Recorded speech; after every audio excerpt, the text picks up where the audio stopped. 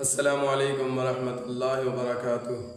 معزز ناظرین، ہم سب اللہ کے بندے ہیں، تو بندے کا اللہ کے ساتھ کیسا تعلق ہونا چاہیے، اللہ کا بندے کے اندر کیسی تعظیم ہونی چاہیے، اس کے کچھ آداب ہیں۔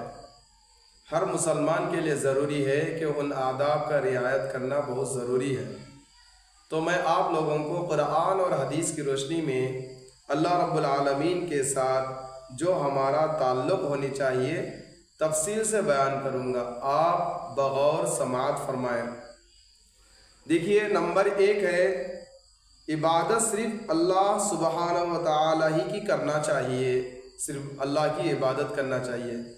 اب اس سے متعلق قرآن میں اللہ تعالیٰ ارشاد فرماتے ہیں، وَمَا أُمِرُوا إِلَّا لِيَعْبُدُوا اللَّهَ مُخْلِصِينَ لَهُ الدِّينَ حنفاء ويقيموا الصلاة ويؤتوا الزكاة وذلك دين القيمة۔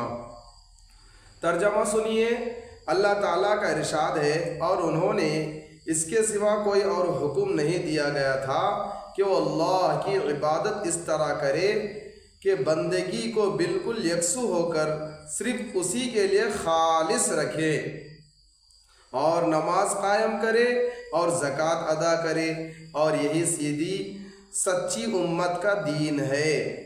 اب دیکھیے دوسرا ادب، اللہ سبحانہ و تعالیٰ کی تعظیم کرنا۔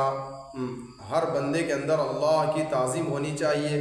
اس سے متعلق اللہ تعالیٰ ارشاد فرماتے ہیں، لِتُؤْمِنُوا بِاللَّهِ وَرَسُولِهِ وَتُعَزِّرُوهُ وَتُوَقِّرُوهُ وَتُسَبِّحُوهُ بُكْرَةً وَأَصِيلًا۔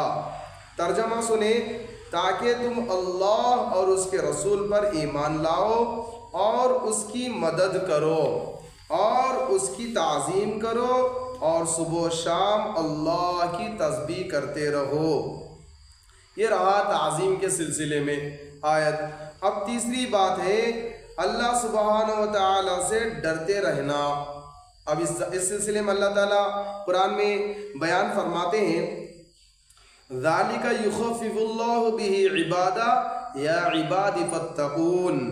ترجمہ، یہ وہی چیز ہے جس سے اللہ اپنے بندوں کو ڈراتا ہے، لہٰذا اے میرے بندو میرا خوف دل میں رکھو۔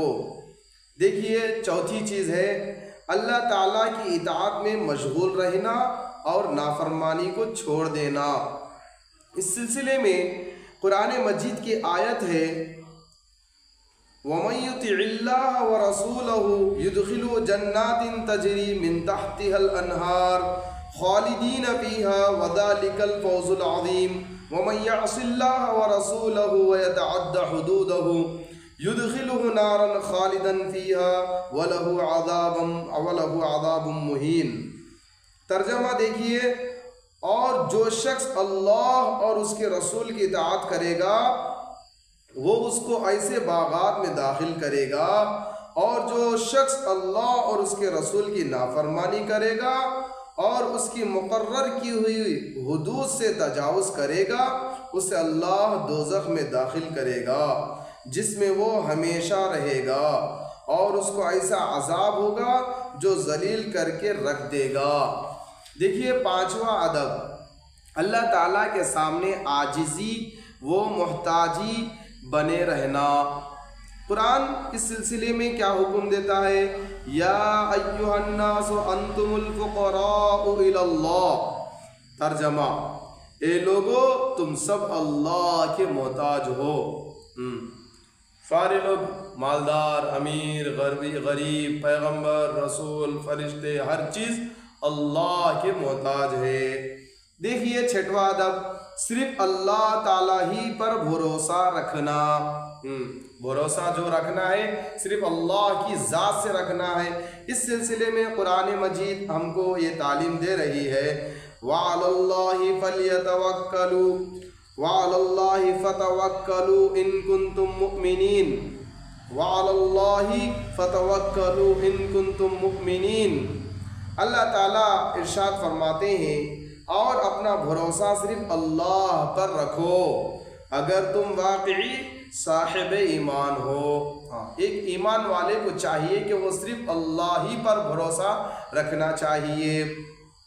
اب دیکھیے 7واں ادب ہے اللہ تعالیٰ کے ساتھ حسن ظن رکھنا، اللہ کے ساتھ حسن ظن، اچھا گمان رکھنا اللہ کی ذات کے ساتھ ایک مومن کے لیے بہت ضروری ہے۔ اس سلسلے میں نبی کریم صلی اللہ علیہ وسلم ارشاد فرماتے ہیں، بخاری شریف کی حدیث ہے، کتاب التوحید، باب قول اللہ سبحانہ وتعالی، یہ بخاری شریف کا ایک باب ہے، اس باب میں یہ حدیث منقول ہے۔ دیکھیے آپ صلی اللہ علیہ وسلم ارشاد فرماتے ہیں، میں اپنے بندے کے گمان کے ساتھ ہوں، یعنی جیسے وہ میرے ساتھ گمان رکھتا ہے میں اس کے ساتھ ویسا ہی معاملہ کرتا ہوں۔ جیسے وہ میرے ساتھ گمان رکھتا ہے، یعنی اللہ کے ساتھ جیسا گمان کرتا ہے اللہ بھی بندے کے ساتھ ویسا ہی کرتے ہیں۔ دیکھیے 8واں ایک ادب ہے اللہ تعالیٰ سے حیا کرنا۔ حیا ایک شرم والی چیز ہوتی ہے، یعنی ہر وہ کام جو لوگوں کے سامنے شرم و حیا کی وجہ سے نہیں کیا جاتا اسے اللہ سے شرم کرتے ہوئے بدرجہ اولا نہ کرنا۔ اب اس سلسلے میں نبی کریم صلی اللہ علیہ وسلم کی حدیث ہے، دیکھیے آپ لوگ، اللہ کے نبی سے پوچھا گیا، اے اللہ کے رسول، اگر ہمارے گھر میں میاں بیوی کے سوا کوئی نہ ہو تو کیا پھر بھی ستر عورت ضروری ہے؟ جب ہمارے گھر میں کوئی نہیں ہے، صرف میاں بیوی ہے، تو کیا ہمارے لیے ستر عورت ضروری ہے؟ یعنی کہ جو ناف سے لے کر کے گھٹنے کے نیچے تک ہے وہ بھی چیز ہم کو ضروری ہے؟ تو آپ صلی اللہ علیہ وسلم نے فرمایا، لوگوں کے مقابلے میں اللہ اس بات کا زیادہ حقدار ہے کہ اس سے حیا کی جائے۔ اللہ تو ہر جگہ ہے، اللہ کی ذات بھی ہر جگہ ہے، اس لیے ہم جیسے لوگوں کے سامنے جو کام کرنے سے شرم اور حیا آتی ہے، ایسے ہی ہم کو اپنے گھر میں اکیلے رہتے ہوئے بھی ویسے ہی ان کاموں سے بچنا چاہیے جن کاموں سے لوگوں میں شرم و حیا آتی ہے ہم کو۔ دیکھیے 9واں ادب اللہ تعالیٰ کا ذکر بکثرت کرنا۔ ایک مومن ہونے کی وجہ سے ہمیشہ اللہ کے ذکر میں مشغول ہونا چاہیے۔ اس سلسلے میں اللہ تعالیٰ کا ارشاد ہے، یا ایھا الذین آمنوا اذکروا اللہ ذکرا کثیرا وسبحوہ بکرۃ واصیلا، اے ایمان والو اللہ کو خوب کثرت سے یاد کیا کرو اور صبح و شام اس کی تسبیح کرو۔ صبح و شام، صبح سے شام تک، شام سے صبح تک، یعنی کہ ہر وقت اللہ کی یاد میں ہم کو ہونا چاہیے۔ ایک 10واں ادب ہے اللہ تعالیٰ سے ملاقات کی تمنا کرنا۔ اوہ سبحان اللہ، ساری کائنات میں جتنے مسلمان بسے ہوئے ہیں، ہر مسلمان، ہر مومن کے دل میں یہ تمنا ہونی چاہیے کہ اللہ سے ملاقات کا اس کو مکمل بھروسہ رکھنا چاہیے، تمنا کرنی چاہیے۔ اس سلسلے میں نبی کریم صلی اللہ علیہ وسلم کا ارشاد ہے، ترمذی شریف کی حدیث ہے، اور باب الزہدی۔ تو دیکھیے ترجمہ، جو شخص اللہ سے ملنا پسند کرتا ہے اللہ بھی اس سے ملنا پسند کرتے ہیں، اور جو اللہ سے ملنا ناپسند کرتا ہے اللہ بھی اس سے ملنا ناپسند کرتے ہیں۔ جو اللہ سے ملنا چاہتے ہیں اللہ بھی ان سے ملنا چاہتے ہیں، جو اللہ سے ملنا نہیں چاہتے اللہ بھی ان سے ملنا نہیں چاہتا ہے۔ ایک 11واں ادب ہے اللہ تعالیٰ اور رسول صلی اللہ علیہ وسلم کی محبت کا تمام چیزوں کی محبت سے زیادہ ہونا، یعنی کہ اللہ اور رسول سے جو محبت ہونی چاہیے دنیا کے ساری چیزوں سے، اس میں آل اولاد مال دولت دنیا کی ساری چیزوں سب سے زیادہ محبت جو ہونا ہم کو اللہ سے ہونی چاہیے۔ اس سلسلے میں نبی کریم صلی اللہ علیہ وسلم نے ارشاد فرمایا، 3 صفات جن میں پائی جائیں گی اس سے ایمان کی حلاوت نصیب ہوگی، ان میں سے ایک وہ شخص بھی ہے جس کے نزدیک اللہ اور رسول کی محبت ان کے ما سوا تمام چیزوں سے زیادہ ہو، تمام چیزوں سے زیادہ ہو۔ دیکھیے ایک 12واں ادب ہے اپنے معاملات میں شریعت ہی کو حکم بنانا۔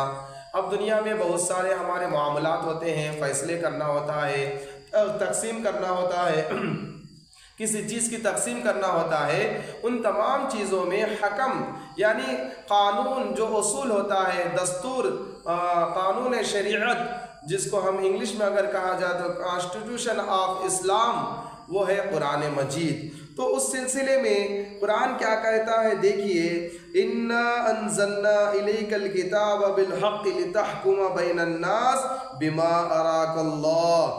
ترجمہ، بے شک ہم نے حق پر مشتمل کتاب تم پر اس لیے اتاری ہے تاکہ تم لوگوں کے درمیان اس طریقے کے مطابق فیصلہ کرو جو اللہ نے تم کو سمجھا دیا ہے۔ نبی کریم صلی اللہ علیہ وسلم سے خطاب ہے، یہ خاص طور پر، لیکن عمومی طور پر ہر مومن کے لیے، ہر مسلمان کے لیے ضروری ہے اللہ کی کتاب کے مطابق فیصلہ کرنا چاہیے۔ دیکھیے ایک آخری ادب ہے دین کی آسانی کا یقین رکھنا۔ اب اس سلسلے میں ایک ادب ہے، آپ صلی اللہ علیہ وسلم نے فرمایا بے شک دین آسان ہے، دین آسان ہے۔ میرے عزیز محترم بزرگ اور دوستو، اللہ رب العالمین کے ساتھ ہمارا معاملہ کیسا ہونا چاہیے، کیسا اس کا ادب ہونا چاہیے، کیسے اس کی بڑائی ہمارے دل میں ہونی چاہیے، کیسا احترام ہونا چاہیے، اللہ کے ساتھ کیسا گمان ہونی چاہیے، یہ ساری باتوں کو ہم نے آپ لوگوں کے سامنے قرآن اور حدیث کے روشنی میں رکھا ہے۔ انشاءاللہ ہم رسالت کے آداب بھی آپ لوگوں کے سامنے پیش کریں گے۔ اللہ پاک ہم سب کو کامل یقین نصیب فرمائے، اللہ کی تعظیم ہم کو نصیب فرمائے، آمین۔ وآخر دعوانا الحمدللہ رب العالمین۔